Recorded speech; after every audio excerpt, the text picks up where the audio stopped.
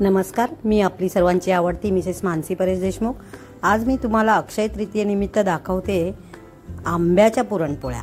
तर त्या कशा करायच्या त्यासाठी आधी मी डाळ भिजत घातली होती 3-4 तास आधी। आता ती मी उपसून घेते आणि कुकरमध्ये घालून उकडून घेणार आहे। तर त्याआधी मी काय करते आहे की त्यामध्ये आपण घालून घ्यायचं आहे पाणी, हळद, थोडंसं तेल आणि मीठ। हे सर्व छानपैकी मिक्स करून आपण हे गॅसवर ठेवून द्यायचं आणि थोडं 10-1 मिनिट त्याला उकळी येऊ द्यायची।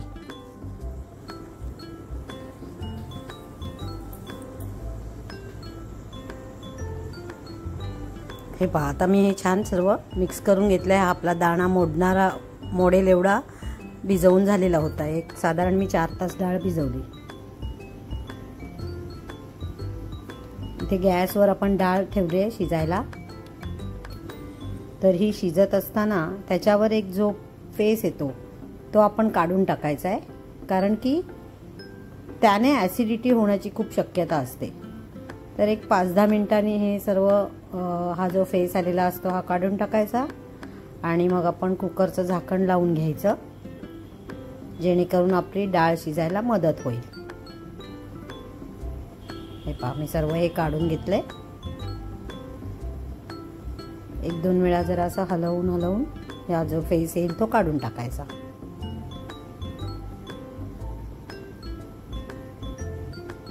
हे पहा,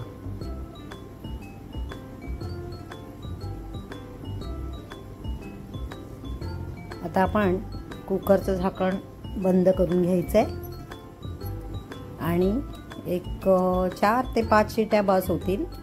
जर डाळ तुमची चांगली शिजली असेल तर 3 शिट्याही खूप होतात।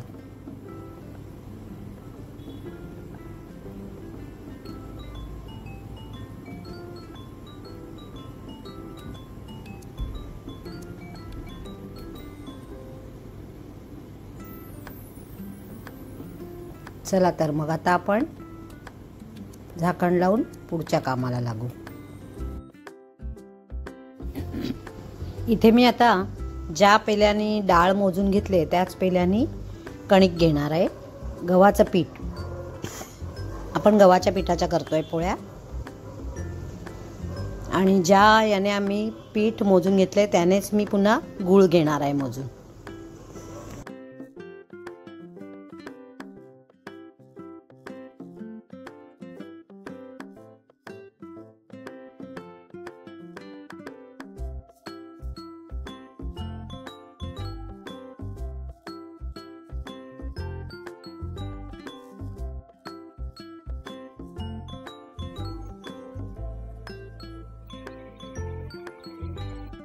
थोडं आपण मीठ घालून घ्यायचंय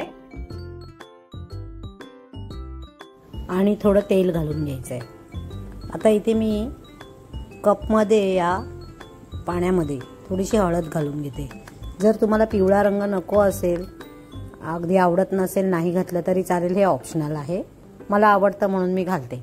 या पाण्याने आपण पुरणपोळीचं पीठ भिजवून घ्यायचंय। घट्टसाच गोळा भिजवला तरी चालणार आहे, अति मेहनत करायची नाहीये। तुम्ही कधी आंबा रस म्हणजे आमरस आणि पुरणपोळी खाल्ली आहे का? छान लागते, अतिशय चांगलं कॉम्बिनेशन आहे।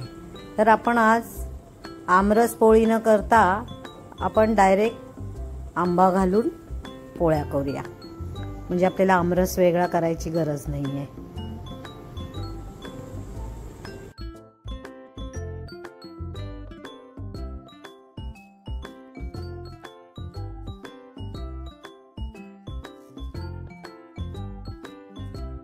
तर आता हे छानपैकी आपलं भिजवून झालेलं आहे। याला थोडंसं तेलाचा हात लावून व्यवस्थित सगळं सारखं करून खरकट जी झालेली आहे कढई ही क्लीन करून घ्यायची आणि याच्यामध्ये आपण ओतायचंय पाणी। हो, अगदी बरोबर ऐकलं, आपण यामध्ये पाणी ओतून ही कणिक तिंबट ठेवायची आहे, म्हणजे थोडा वेळ ती पाण्यात राहिल्यामुळे तिला एक अगदी छान असं तार सुटेल त्याची आणि पीठ खूप छान अगदी मस्त होतं। तर हा प्रकार नक्की तुम्ही करून बघा। हे बघा, आपली कणिक बुडेल इतपत त्याच्यात पाणी घालून ती अर्धा एक तास तरी भिजत ठेवायची आणि तोपर्यंत आपलं पुरण करून घ्यायचं आहे.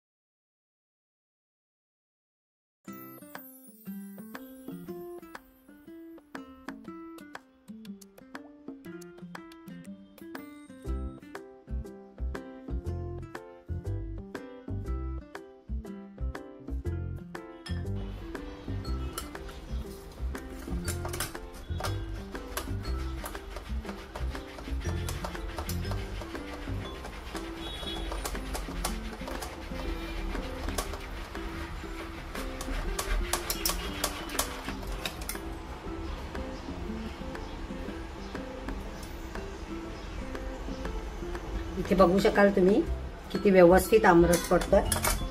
हा मी हापूस आंबा घेतलाय. त्याचं साल सोलून घेतलं. आधी मी तो भिजत म्हणजे पाण्यात ठेवला होता, जेणेकरून त्यातली उष्णता निघून जाईल.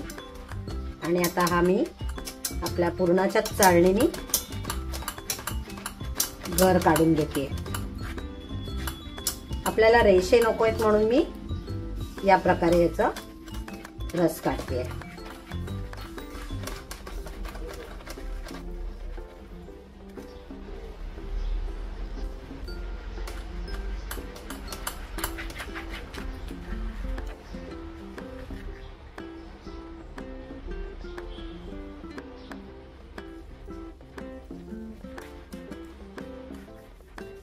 नॉर्मली ही तुम्हाला आंब्याचा रस काढायचा असेल तर ही पद्धत खूप इझी आहे आणि छान रस निघतो.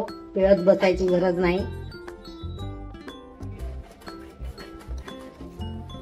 आणि मिक्सरलाही लावायची गरज नाही.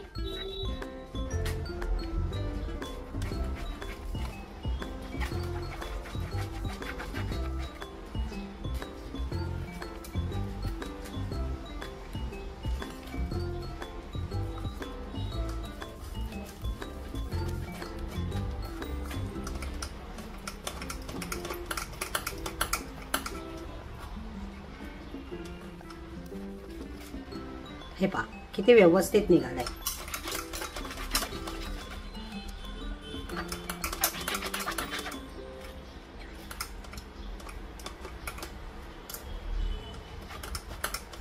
अक्षय तृतीया म्हटलं की सर्व काही अक्षय असतं. तर आपल्याला काय काय करता येईल किंवा ती गोष्टी आपल्याला दान धर्म करता येईल तेवढा करायचं असतो. शक्यतो आपल्याला देवपूजेसाठी वगैरे लागणाऱ्या वस्तू आपण अक्षय तृतीयेला खरेदी करायच्या. सोनं घ्यायचं, पण आता सोनं इतकं महाग आहे तर सोन्याऐवजी आपण गहू घेऊ शकतो. हे पहा किती क्लिअर झालंय बघा.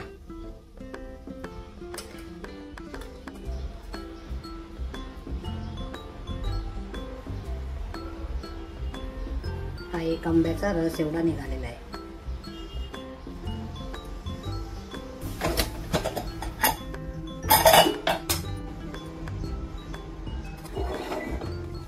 पाणी आपल्याला काढून घे.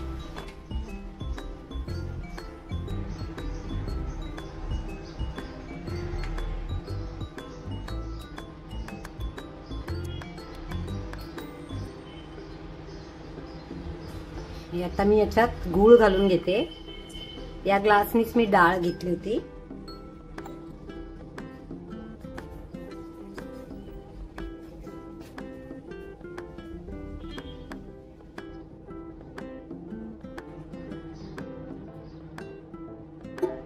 2 मापाने मी डाळ घेतली होती तेवढं मी गूळ घालून घेतलाय. ही डाळ याच्यात घालून देते.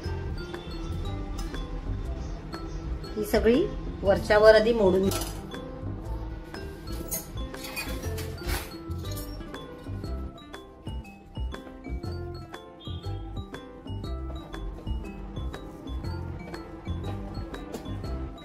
मस्त शिजले डाळ, त्यामुळे पटापट मोडली जाते.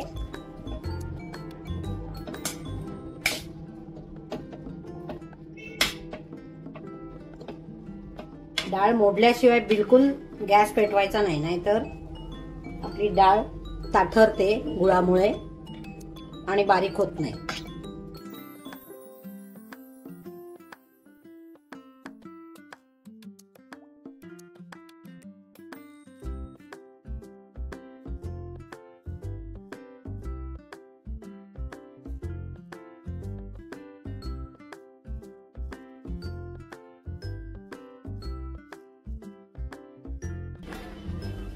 आता आपण नेक्स्ट स्टेप करूया.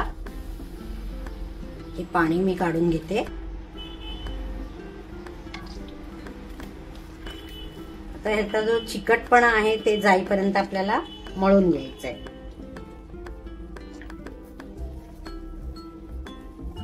एक 2-3 मिनिटं मळावं लागेल.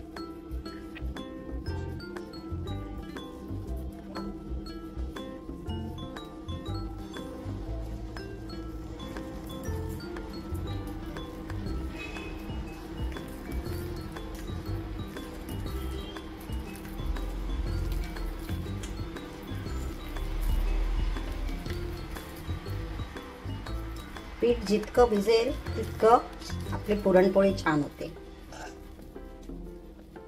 आता हे आपल्याला तेल लावून मळून पुन्हा आपण जवळजवळ पुरण होईपर्यंत तरी आपल्याला ठेवायचंय. म्हणजे कसं, म्हणजे याला एक अशी छान तार सुटेल.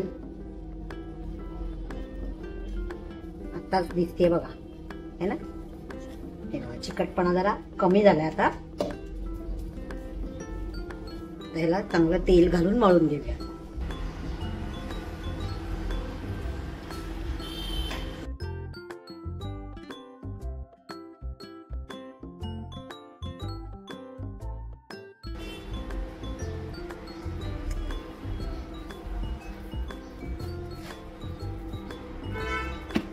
हे पहा किती मस्त याला शेतात तार सुटले. अजून छान होईल हे. जरा वेळ आपण मुरत ठेवूया.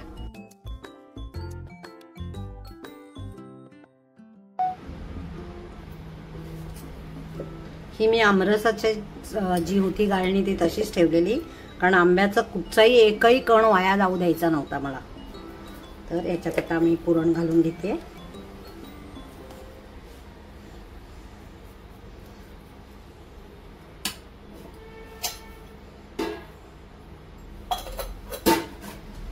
हे मी यानेच मॅशरनेच मी गाळून घेते, म्हणजे ना ती परफेक्ट गाळलं जातं. आणि डाळ पण वरच्यावर जर राहिली असेल तर ती बारीक होते छान.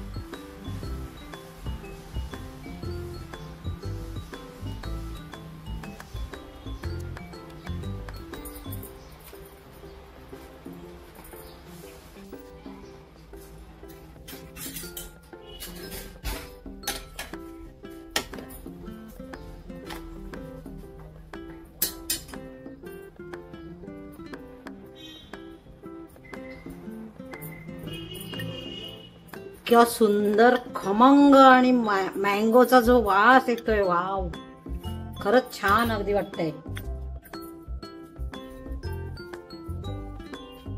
रंगच बघा किती वेगळा आहे, सुंदर आहे. तुम्ही नक्की करून बघा, आपल्या घरातल्यांना सगळ्यांना आवडेल. आणि इतक्या सुंदर पटापट होत आहेत, त्या लाटायला पण छान जमतायत. अशी अर्धी तरी करून घ्यायची, म्हणजे मग पुरण शेवटपर्यंत पोचतं.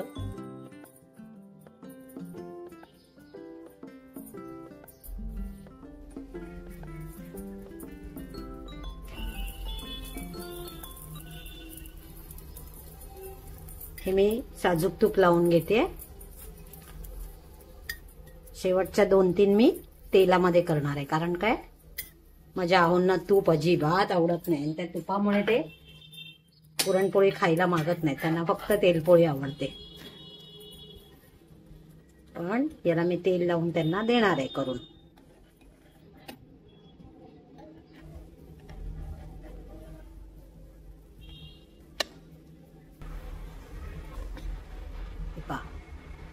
मी बाकीचेही सर्व करून घेते, तुम्हाला अजून एक लाटून दाखवते.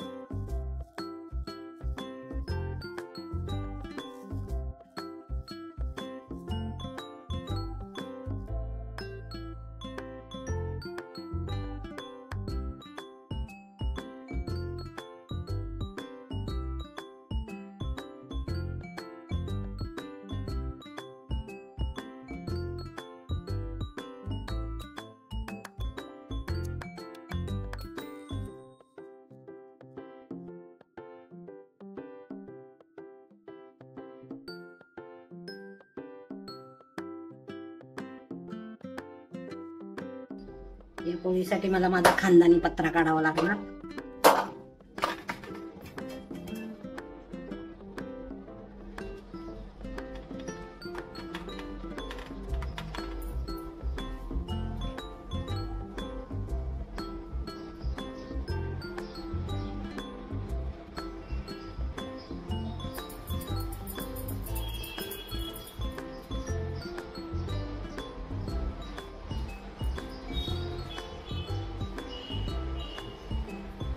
त्याचं पुरण असं चपट करून घ्यायचं आणि हे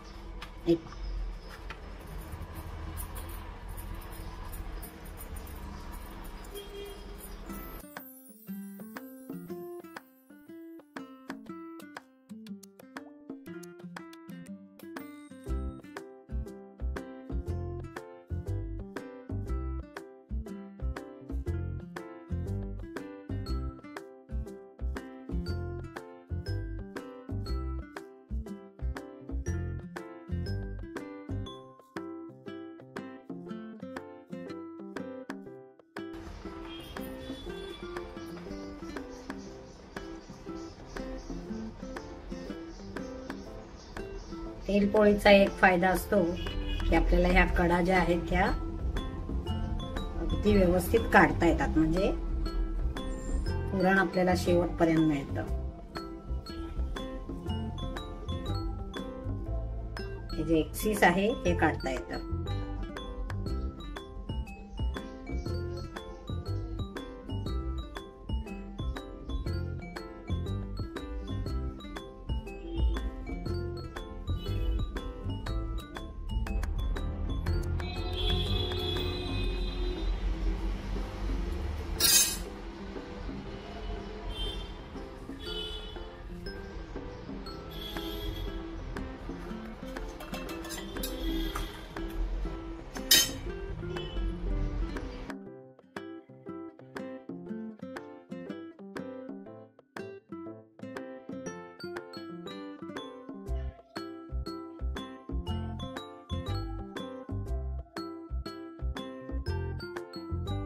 यहाँ मैं गॅस घालवते.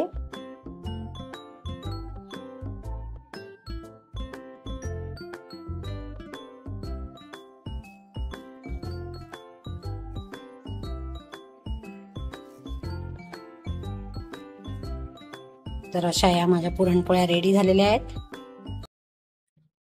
कशा वाटल्या सांगायला विसरू नका. लाईक, शेअर, सबस्क्राईब करत राहा आणि तुम्ही नक्की करून पहा आणि मला कळवायला विसरू नका कशा झाल्या होत्या. धन्यवाद.